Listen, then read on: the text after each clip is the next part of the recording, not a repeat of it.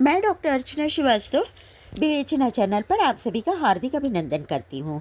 आज का मेरा विषय है षठे शाठ्यम समाचरेत। ज्योतिषाचार्यों की दृष्टि में वर्तमान समय के ग्रह नक्षत्रों की स्थिति महाभारत काल जैसी ही है। कौरव सेना पूरी तरह तैयार, अर्जुन मोहग्रस्त, अपनों पर ही कैसे वार करूं। जहाँ तक दृष्टि जाती है सब अपने ही तो हैं, लेकिन अफसोस अर्जुन को मोह पाश से निकालने वाले सारथी कृष्ण तो हैं ही नहीं। प्रश्न, क्या द्रौपदी का अपमान भुला दिया जाए? क्या शकुनी का छल यूं ही चलने दें? क्या कौरवों के अपराध माफ कर दिए जाएं? 100 कौरवों की सेना क्या 5 पांडवों पर भारी नहीं पड़ेगी? फिर क्या क्षमादान ही एकमात्र विकल्प है? माना कि क्षमा बड़न को चाहिए, छोटन को अपराध का ब्रह्मास्त्र हमारे पास सुरक्षित है। फिर भी अराजकता को देश पर हावी तो नहीं होने दे सकते। जंतर मंतर के आंदोलन में जितनी अश्लीलता परोसी गई, जितनी उद्दंडता की गई, हमारे शीर्ष नेतृत्व ने उसको क्षमादान देने की घोषणा क्या की, अपराधियों का हौसला और बुलंद हो गया। जैन जी की आड़ में अराजकता का लाइसेंस तो हम नहीं बांट सकते ना, क्योंकि अब वो दौर नहीं रहा कि क्षमादान हृदय परिवर्तन कर देगा।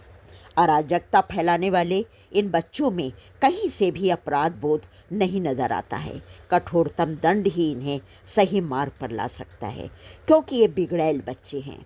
इन चंद बच्चों की परवरिश ही संस्कार विहीन माहौल में हुई है। यही नहीं, इनके अभिभावक को भी दंड के दायरे में रखना चाहिए। कॉकरोच जहाँ भी रहेंगे गंदगी और सड़ांध ही फैलाएंगे। इन पर हिट का छिड़काव ज़रूरी है। इन्हें संरक्षण देने वाली विपक्षियों की एक बड़ी सेना तैयार है, क्योंकि संवैधानिक रूप से सत्ता इनके लिए दिवा स्वप्न बन गई है। तो अराजकता फैलाकर ही सही, अपने को जब जैन जी बताकर सेना का अपमान करने वाली बदजुबान महिला क्यों अब तक बाहर है, यह चिंतनीय है।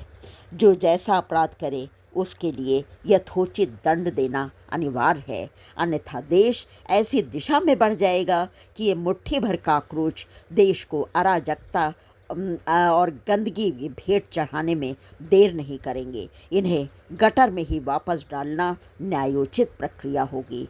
दिमागी नक्सल का तीर जो लाल किले से छोड़ा गया बिल्कुल सही निशाने पर लगा है। ये काकरोच बिलबिलाकर अपनी उपस्थित बताने स्वयं गटर से बाहर आ गए हैं। अब इन पर एक्शन लेने का समय है। इनका कबूलनामा ही इनके लिए पर्याप्त प्रमाण है। लोकतंत्र का एक स्तंभ न्याय व्यवस्था भी है। अपराध का निर्णय कानूनी प्रक्रिया द्वारा होता है, भावना से वशीभूत होकर नहीं। बहुत पुरानी एक कहानी है। एक हत्यारे को पकड़ा गया और उस पर कानून के मुताबिक मृत्युदंड की सजा सुनाई गई।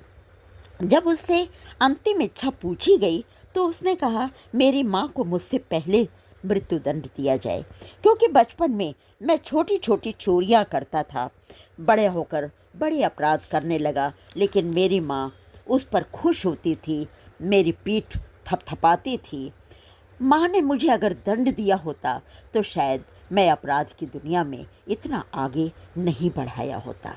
बात सही है, दंड बेहद ज़रूरी प्रक्रिया है, इसलिए आज क्षमादान नहीं दंड की ज़रूरत है।